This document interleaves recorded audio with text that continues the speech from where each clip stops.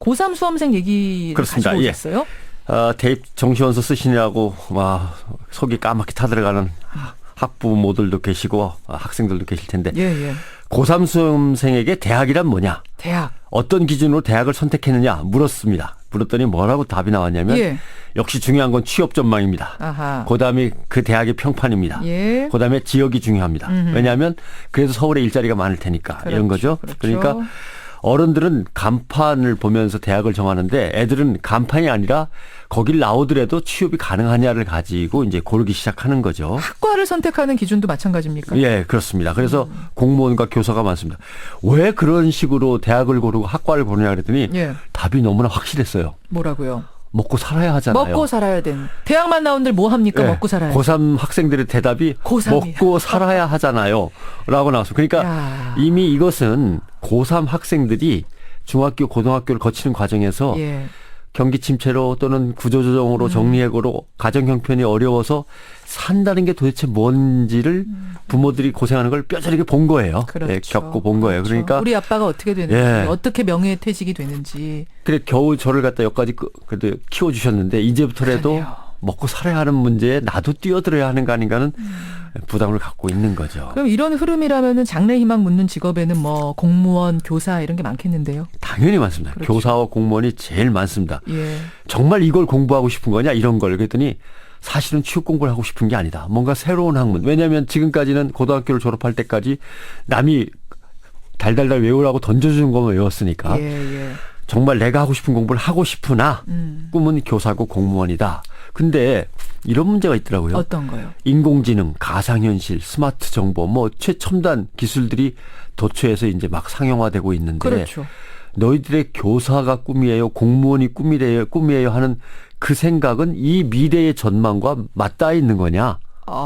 그랬는데 그렇진 않죠. 그렇죠. 라고 그렇죠. 거의 60%가 대답을 했습니다. 그런 거 생각 안 하고 우리 그냥 일단은 지금 먹고 사는 문제. 그럼 지금 원하는 직업이 네가 대학 졸업한 뒤에도 유망할 거라고 생각하냐? 그러니까 아유 그렇지 않죠.라고 부정적인 대답도 한 30% 이상 나왔습니다. 이거는 그러면 학교 지금 고등학교의 진로 교육에 조금 문제가 그렇죠. 있는 거 아니에요? 고등학교 진로 교육이 사회 발전과 변화의 방향, 속도를 못 따라가고 있는 거죠. 그러니까요.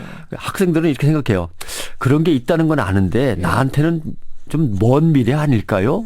라고 생각하는데 사실 가까운 미래입니다. 예.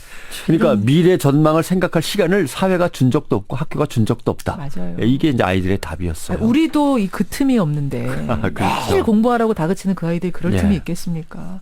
혹시 그 지금의 게이트 정국과 관련된 어떤 학생들의 인식 이런 거 조사한 것도 있습니까? 있죠. 한국 사회는 누구에게나 공평한 기회가 보장돼 있다고 생각하느냐라고 예. 물었더니 91.5%가 아니다라고 대답을 했습니다. 왜 한국 사회에서 기회가 공평하지 않다고 생각하느냐 답을 쓰시오라고 했더니 예. 간단하게 썼더군요. 뭐라고요? 70명 이상이 최순실, 정유라 이렇게 세 글자를 거기다가 답을 적어놨습니다. 왜 한국 사회가 공평하지 않다고 생각하느냐 하는데 긴 예. 말이 아니라 그냥 최순실, 예, 두 개의 이름 중에 정유라. 하나를 그냥 달두군요. 또 우리는 뼈 빠지게 공부해서 대학 가는데 정유라는 돈이 대학 보내주지 않았냐 이렇게 답을 쓴 애도 있고 그런 의미죠. 예. 역시 10억 원짜리 말을 사줄 수 있는 부모가 있어야 되고 안 되고가 달려있는 거 아니냐. 예. 우리가 뽑은 대통령이 다스리는 게 아니라 뒤에서 최순실이라는 사람이 조종하는 나라라면 그게 무슨 공평이냐. 사회 자체가 공평하지 않다 이미. 그러니까요. 돈이면 다 된다는 것을 요즘 들어 느낀다.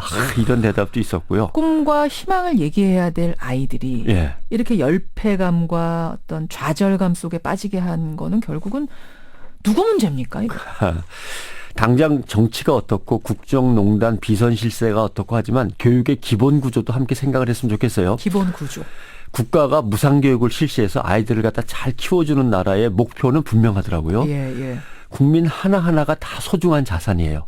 국민 하나가 잘 돼서 그것이 뭉쳐지면 국가의 경쟁력이 커진다고 생각하니까 버리는 국민 없이 모두를 다 잘 키워내려고 애를 쓰는 거죠. 예. 가난한 집 아이건 부잣집 아이건. 물론이죠. 예.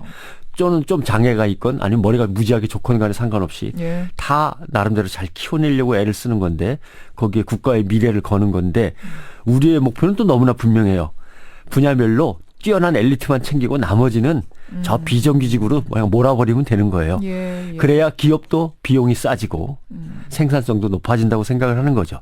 이게 대한민국 산업화 근대화 과정에서의 교육 목표였던 거예요. 그래요. 똑똑하고 우수한 몇몇만 골라가지고 이게 누구의 말에 나타나냐면은 정유라의 말에 나타납니다. 뭐라고요? 최순실 정유라 씨가 강조한 것 이화여대에서 매달 딴 애를 뽑아야지라고 한 거예요. 그러니까 매달은 또 돈과 백으로 따는 거고. 이제 이런 세상이니까 결국 아이들은 먹고 살아야죠. 이런 대답이 나오는 거죠. 아우 씁쓸합니다. 씁쓸해요. 변성태 기자 수고하셨습니다. 고맙습니다.